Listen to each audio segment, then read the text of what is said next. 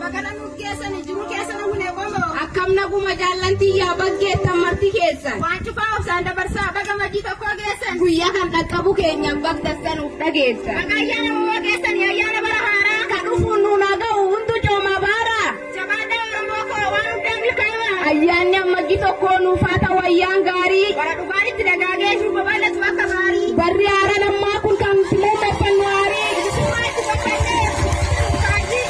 Barkan sitti amanne ati nuuf ta'e bargaarii. Guyyaana majii tokko hunda gatamu.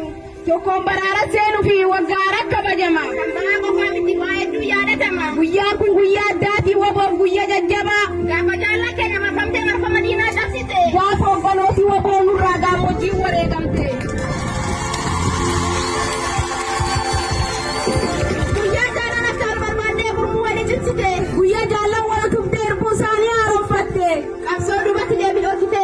Qabsoo duubatti finiinsite. Guyyaa kan wareegamteettee kan jiru yoo wal simatte. Guyyaa dhuunfeete. Qabsoo dalloo jaleessite. Taate turtee fakkiin kunnee dara wal ijaartee cimtee. Loluuf duubatti hin deebine. Goonni jabbuu cimte. Guyyaa kan garmate bilamma gaddaaf gammachuu waliif fittee. Kan wareegame qofaa miti. Kan adda siffite. Kan jiru wal garsiisuu keetiif guyyaa gaddaa jechuun dhibde. Akkasiin guyyaan kun waboo guyyaa addaa ta'e. Waboon waan sucuuf darbee qabsoo dhiigaa siin ga'e. Dhiiga itti lolaasee lafee itti caccabsee. Humniinaa dur dhaabbatee waboota siin ga'e qabee. Shira diinni qabe kamuurra tarkaanfatee. Guyyaa du'arraa ga'ee ammajji tokko kabaje. Hundaafuu guyyaan kun guyyaa namatti tokko namuu dagatamu. Barri barbilisummaa ta'ee Finfinneetti haa kabajamu. Ifaacha bara dheeraa kan gammachuuf gaddaa. Himattoota kaayoo kaayoo jibbitoota kaayoo. Kan lubbuun jiraniif kan lubbuun taranii. Dhiigaaf lafee laatanii kan asiin nu ga'anii. Seenaan hin dagatu ta'u lubbuun isaanii. Seenaan hin dagatu ta'us lubbuun isaanii. Seenaan hin dagatu ta'us lubbuun isaanii. Jaallan lubbuun haftan lubbii malee imala kufanii. Beela haadee gochaa qabsoo nu ga'anii. Umurii ijoollummaa qabsoo irra fidanii. Bilisummaa ta'uu galanni isaanii. Fardaa fi gammoojjii imala deemsa dheeraa. Aduun qorra hin jennee kan sabaaf ta'u maarsaa. Seenaa bara baraa jaallan keenya faarsaa. Turree isaanii fuunee irri malaa jirra. Gurmuu walii tiksaa yoo shakkitee karaa. Aarsa nu gaafatu bakkundaa kaffaraa. Wanti kaayoof qabsaa'u iddoolee injifannoowwan argaa. Waboon erga manaa ba'ee duubatti hin deebine takkaa.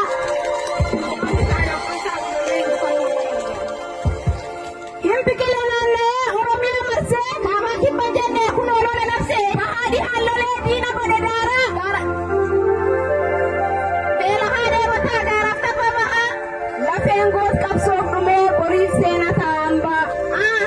Naqabe lafee koo jaallan kufa yaadadhee. Abshiraanuu siif jiraas cina dhaabbadhee. Naaf jiraatu jaala koo sinna fayyise qaba koo. Erga goonni ni kufaa kan jirutti itti kufaa. Jaallan wareegamtee sabaabdee sagalamtee. Beelaftee deemuttee fincaan dugdee wal baaftee. Kan dhugaa jaabu jettee bakka dhugaatii hin godhaattee. Kaayoo isaanii balmaan keenya hangam yoo fagaatte.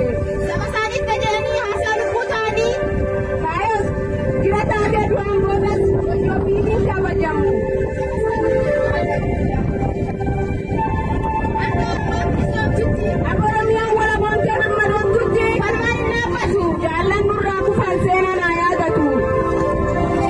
Warreen lubbuun jiran dubbii malee imala kufanii. Dadhabbiifaaf gaafatanii. Riqicha guddaa jira kan immoo famneef hin jirne. Akkinni midhaag deemsi riqichsanaa. Imala dheeraa qaba deemsi karaa isaa. Ittum mimmiidhaagsaa akkin jallifni adaraa. Riqichi suni seenaa guddaa qaba. Dhiigaaf lafee utubame asiin bahe. Kaayoon jaalala